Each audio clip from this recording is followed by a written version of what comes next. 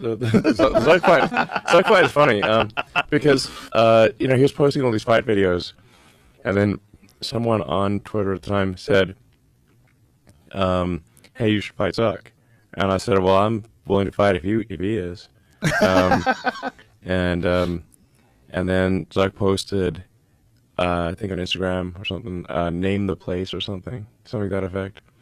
And I was like, okay, how about the Vegas Octagon? And then Italy actually was willing to let us use the Colosseum.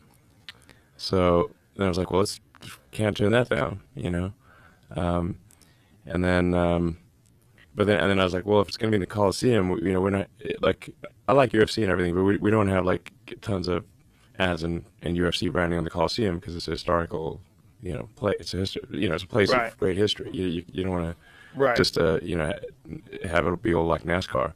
Right. So then and then Zuck pulled out. Use the pull out method. So he pulled out of it. He pulled out of it? Yeah. Oh. What was the narrative? What'd you hear, Jamie? I don't remember.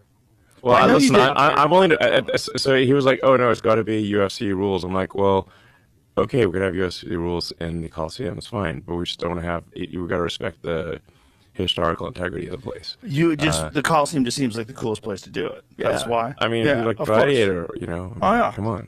And if they said it's okay. Yeah. So he just wants it to be in the actual UFC, like in Vegas. So then he said, "Oh well, he accused me of not being serious." And I said, "Look, listen.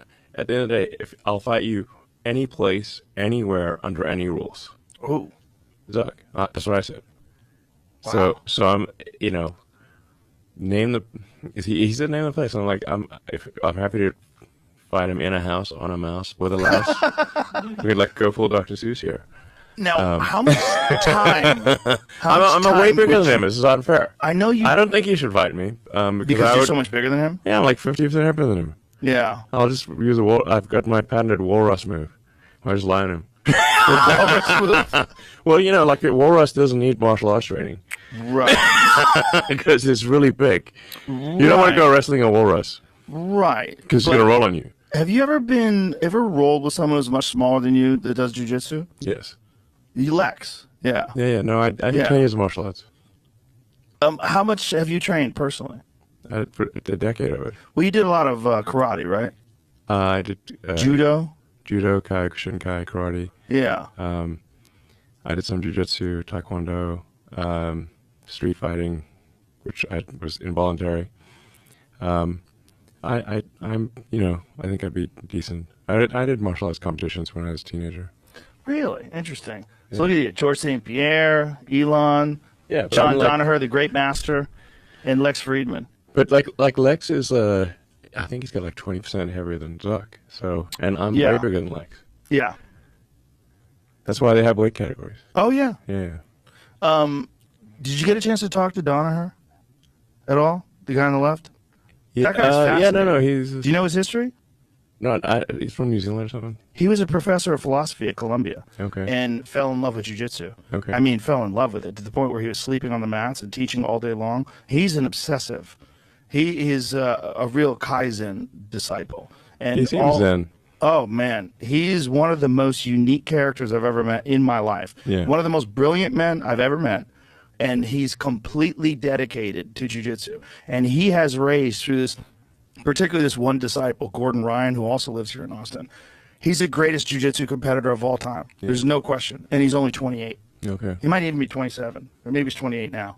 But, I mean, he is universally regarded as the greatest of all time. And he is John's greatest student. Okay. And the two of them together, because Gordon has insane work ethic. They work 365 days a year. They do not take any days off. They train every day. That's Gordon to the right of John with the crazy beard. He doesn't really have that hair. He bleaches it.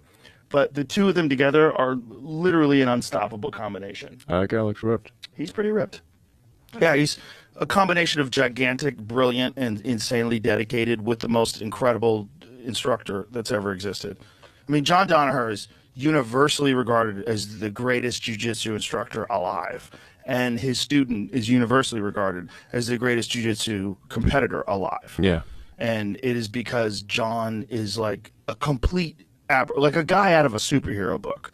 Like you're not going to find another one of those. A guy Yeah. with a genius level IQ who's I mean, you talk to him, he's fascinating.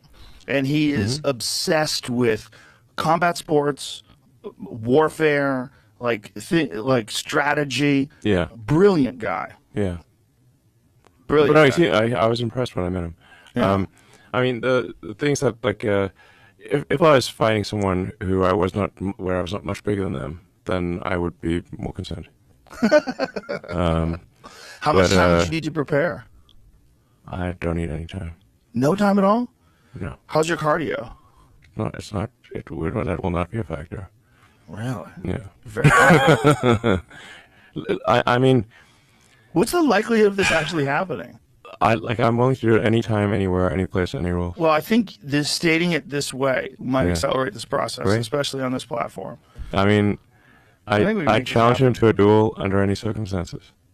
Sword fight? Sure. Jesus. That's not necessary. Pistols at dawn. That's not necessary. I think physical hand in Nerf hand. guns at noon. Nerf guns at noon. Well, you could slash it out in the metaverse. But Yeah. in the real world, Listen, there's just a reason they have weight categories, you know.